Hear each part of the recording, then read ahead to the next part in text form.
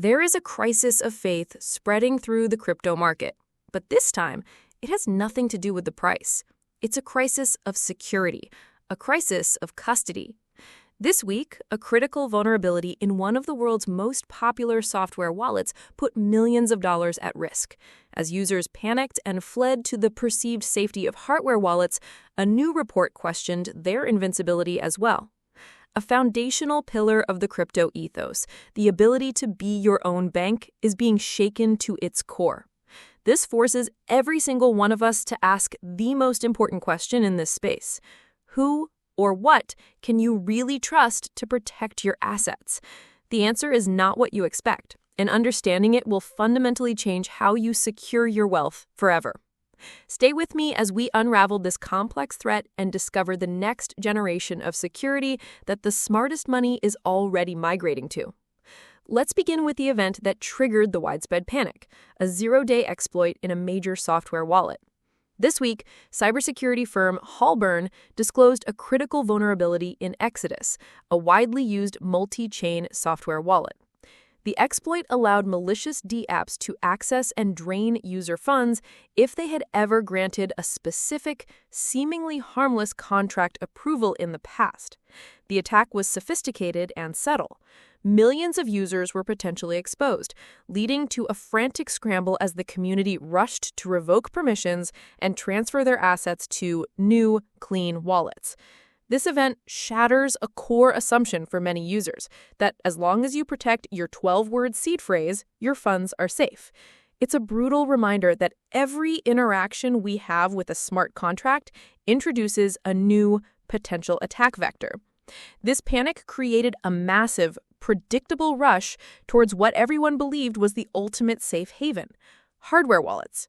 But as we'll see in a moment, that safety is now being seriously questioned, creating a much bigger dilemma for every investor. First, let's look at how global governments are making the act of self-custody even more complicated. While users were battling hackers, a new regulatory threat emerged. The U.S. Treasury's Office of Foreign Assets Control, or OFAC, added a popular crypto mixer, Sinbad.io, to its specially designated nationals list. This effectively blacklists the service and all cryptocurrency addresses that have ever interacted with it. A mixer is a tool that pools transactions from many users to obscure their origin, enhancing financial privacy. Governments, however, view them as primary tools for money laundering and illicit finance. The consequence of this is profound. Suddenly, any funds that have ever passed through Sinbad are considered tainted. If you receive these tainted funds, even unknowingly from a legitimate transaction, and try to deposit them on a centralized exchange like COINBASE or BINANCE, your account could be frozen and your funds seized. This is a direct assault on the fungibility of crypto, the idea that one Bitcoin should be as good as any other. It proves that even if your wallet is perfectly secure from hackers, your on-chain history itself can become a liability. This regulatory pressure, combined with the security flaws in software wallets we just discussed, is creating a perfect storm, forcing the oldest and wisest investors in the space to make a dramatic change to their security setup. This brings us to one of the most fascinating on-chain signals we've seen this year, the awakening of the ancient whales. On-chain analytics firm Glassnode has reported a massive spike in the volume of dormant Bitcoin suddenly moving on the blockchain. We're talking about coins that have not moved from their original wallets in over 7 to 10 years. The mainstream media might portray this as OGs finally cashing out, but the data tells a different story. The vast majority of these coins are not moving to exchanges to be sold. They are moving from old, simple, legacy wallet addresses to new, highly complex multi-signature wallet structures. These long-term holders are not selling. They are upgrading their security. They are reacting to the growing threats from both sophisticated hackers and encroaching government surveillance, and they are moving their life-changing wealth to the next generation of custody solutions. And crucially, they are not just moving to a standard hardware wallet. They are moving to a technology that eliminates the single point of failure that has plagued crypto for years: We will explore exactly what that is right after we address the new fun surrounding hardware wallets. For years, hardware wallets like Ledger and Trezor have been the gold standard for self-custody.